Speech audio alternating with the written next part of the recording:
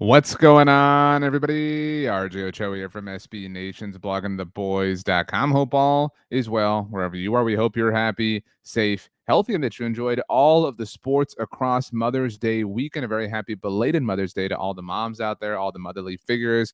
You are so valuable in our lives. We cannot express our gratitude enough. It is a shame that you only have one day. That's why you don't just have one day. Everybody tell all the moms and motherly figures in your lives happy Mother's Day every single day because they are incredible. We are here today to discuss something that is not incredible in my estimation, something that is very frustrating in my estimation, and in the estimation of a lot of you. But before we get there, a reminder that if you have not yet, please consider subscribing here to the Blog of the Boys YouTube channel. We are the most subscribed to individual team channel across all of the SB Nation universe. Thank you for making us number one. It is our job to make sure we deliver quality that reflects being number one. My name is RJ Ochoa. As noted, you can follow me on Twitter, Instagram, or Threads at RJ Ochoa, or on TikTok at rj.ochoa. If you would like to send me an email, you can do so at rj.ochoa@sbnation.com or leave a comment down below, and I'll do my best to get to those as well. All right, what I mentioned that we are here to discuss today is not enjoyable. It is very frustrating. It is the fact that the Cowboys are on the precipice. They're on the verge of letting another quarterback and another team beat them to the negotiating table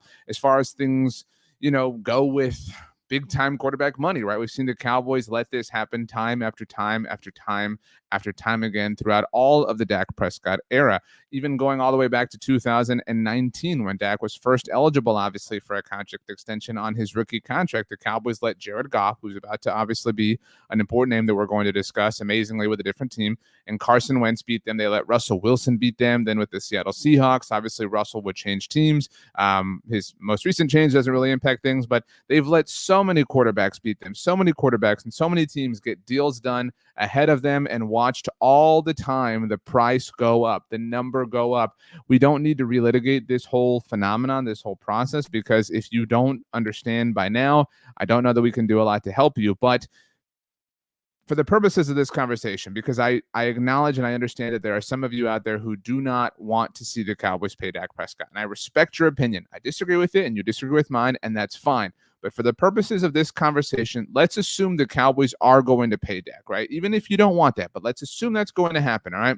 Now, if the Cowboys are going to pay Dak Prescott and you're against it, would it not be best for the team if the Cowboys got it done at the lowest number possible, right? We can agree with that. And now, to be very, very, very clear here, I am pro player always. I would love to see every player get as much money as possible. There's just no way you can convince me otherwise. However, if we're talking about what is in the best interest of the team, always it's to pay the fewest amount of dollars, right? That goes without saying. The fewest amount that every team can pay to every single player, the more money they can have available to do anything else. Now, the Cowboys may not do anything else with that money, but you get my point, right? It's pretty easy to understand that it's best for the player to get the most money possible, and it's best for the team to pay the smallest amount of money possible, right? This is pretty common sense, right? We agree with that. So if the Cowboys are going to pay Dak Prescott, if that is inevitable, right? If you have to accept that, if you're against it, would it not be best for them to pay the fewest amount or the shortest amount or the smallest amount possible? Right. Okay. So we're in agreement there. That being said, the Cowboys have now watched a number of quarterbacks beat them to the negotiating table with Dak Prescott. Last offseason, Jalen Hurts and the Philadelphia Eagles, Lamar Jackson and the Baltimore Ravens, Justin Herbert and the Los Angeles Chargers. Then in the 11th hour of the season's, of the offseason, right before the season began, Joe Burrow and the Cincinnati Bengals. We have yet to see a big time quarterback contract extension really get done in this offseason. There are a few that are percolating and that are kind of, floating in the wind, but it seems like one of them could happen in short order, at least shorter order than the Cowboys and Dak. On Sunday, ESPN's Jeremy Fowler was on SportsCenter. A big thank you to my friends at Bleacher Report who were kind enough to transcribe this. And he said the following. I'm going to read it for you because my voice is beautiful and I know you want to hear it. This is the part that I have highlighted. The Lions are on record that Jared Goff signing him to an extension is a high priority. So they are working on this. The feeling around the league from the people I've talked to, this is Jeremy Fowler of ESPN, is that Goff will be the next quarterback to score that mega deal. You've got Tua Tagovailoa in Miami, Trevor Lawrence in Jacksonville, some others like maybe Dak Prescott down the road. But Goff and the Lions seem to be the closest. Nothing imminent right now, but they insist this is something they've been talking about. And the Lions are committed to keeping their core together. Amon-Ra St. Brown, we'll talk about him in a moment here, kept him on a huge 4-year deal. Right tackle Penei Sewell, 4-year deal. So Goff could be the next with a 4-year deal. The market is pretty clear, though. You're looking at 50 plus million for a lot of these quarterbacks per year. We'll see how far the Lions are willing to go. Now, Jeremy Fowler noted the Amon-Ra St. Brown and the Penei Sewell deals that happened what feels like 5 minutes ago. They actually happened right before the NFL draft that was held in Detroit. And it was a very cool thing. The Lions got to unveil their players who had signed these long-term contracts with the team in the city in the 313. Really cool stuff happening there. Okay, first of all, I don't know how this is possible because Stephen Jones said that it was impossible to sign multiple players to long-term deals in the same offseason. So the Lions must be breaking some rules. All right. But that being said, the Lions already raised the price for the Cowboys at one position by getting the Amon-Ra St. Brown deal done. It's a very difficult sentence to say out loud. By getting the Amon-Ra St. Brown deal done, they elevated or they watched the price get elevated for CeeDee Lamb. Now, Stephen Jones has been coming out and saying over and over and over again that you don't think CeeDee and his representation are watching Justin Jefferson of the Minnesota Vikings. That's true, Stephen. I'll totally give you that. But that means you have to overwhelm CeeDee. That means you have to give CeeDee in this conversation, in this hypothetical, a reason to stop watching. You have to be the market setter. You have to understand that Justin Jefferson is watching CeeDee Lamb the way you think CeeDee is watching Justin. And in fact, the way you have properly assessed that CeeDee's watching Justin Jefferson.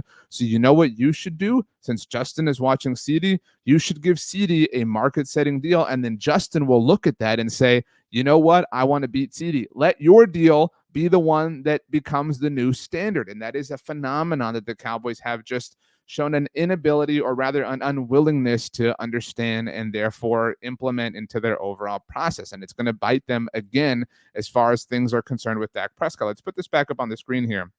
Now, everyone talks about the money. All right. Everyone talks about how Dak and $60 million a year, et cetera, et cetera, et cetera. But the part that I think is very significant, all right, is this part near the bottom here. See, it says nothing imminent right now, blah, blah. And it says Amon-Ra St. Brown kept him on a huge 4-year deal. Right tackle Penei Sewell, 4-year deal. So Goff could be the next with a 4-year deal. All right. Now, the Cowboys love their 5-year deals. They love their 6-year deals. They do not like 4-year deals. So you're going to watch. I'm going to be honest with you. All right. I don't think that Jared Goff is going to hit $60 million per year. That's my personal assessment. Now, I know that this sounds contradictory to the notion that we talk about a lot, where the next guy gets paid the most and a little bit more than the last guy. I think we agree that Jared Goff and Tua Tagovailoa, maybe not quite in that ballpark. Trevor Lawrence might be. He has some of the pedigree of being the number 1 overall pick, and that kind of works in his favor. But I still don't know. And again, we'll see how those things ultimately transpire over the course of the next few years. But I don't think that Jared Goff is going to hit $60 million per year. But where his deal has the potential to really tie things up for the Cowboys in a complicated way may not necessarily be the annual average value, which would be the $60 million per year. Maybe he makes $55 million per year. Even that, though, is going to raise the price, because if it is our job to represent Dak Prescott, let's say Jared Goff does get $55 million per year. We're going to come to the negotiating table and say, Jared Goff got this. So the conversation starts well north of this. Whatever amount of money Jared Goff makes is going to increase the price that Dak Prescott is going to command from the Dallas Cowboys. Again, this phenomenon has played itself out. It played itself out over and over and over and over again. But back to the timing thing, the 4-year deal. If you're the Cowboys, or if we're talking to the Cowboys rather, and they're saying we want to do a 5-year deal, we want to do a 6-year deal because they want to have those extra years to restructure and play around with, et cetera, we're going to say, no, we want a 4-year deal. Look at the precedent that was just set with Jared Goff. If you want a 5-year deal, if you want a 6-year deal, you should have come to us a year ago. You should obviously give us more guaranteed money. You have to compromise somewhere. The Cowboys are unwilling to compromise when it comes to annual average value, when it comes to guaranteed money, and when it comes to length of contract. You cannot win all 3 of those. In fact, if you're the team, you can maybe win one of them, but you definitely can't win all 3. You probably cannot win 2 of them. You might stand a chance at winning 1. And this is something the Cowboys are not willing or able or wanting to understand. And so again, even if you believe that Jared Goff is not going to make $60 million on an annual average basis, whatever he does make is going to be a factor in the conversation for Dak Prescott and the Dallas Cowboys. And sitting back and watching this happen, again, based on the assumption, I know that there are some of you who don't want to see the Cowboys pay Dak, but if you can allow yourself, for the purpose of what we're talking about here, to accept, this is a hypothetical, by the way, but if I told you, if I came back from the future, I said, look, trust me, they're going to pay Dak. All right. It's going to happen. It's inevitable. So you can just kind of stop fighting it and start swimming with the current, right? Then you would say, okay, fine. They're going to pay him. I disagree.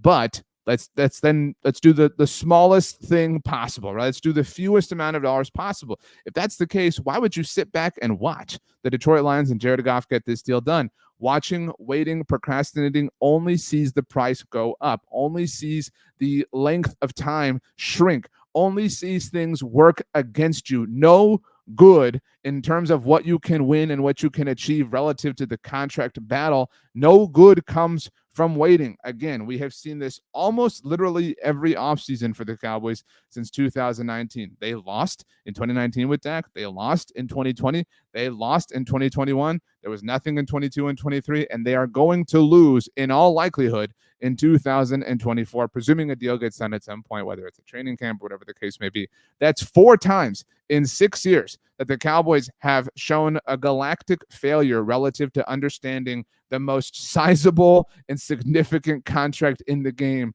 which is the quarterback position. But I digress. All we can do is make videos and talk about this subject at length and do our best to explain the facts of it all, which is what I've tried to do here today. If you have not yet, please consider subscribing to the Blog on the Boys YouTube channel. Once again, the most subscribed to individual team channel across all the SB Nation universe.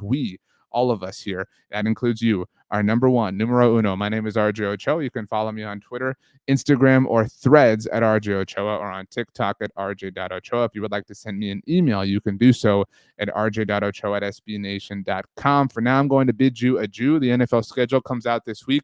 We are very excited. We have a tracker up at blogontheboys.com. I'll link to it in the description below so you can stay up to date with all the news, leaks, reports, etc. And of course, we'll be here to break it down later as the week unfolds. Thanks so much for hanging out, everybody. See you next time.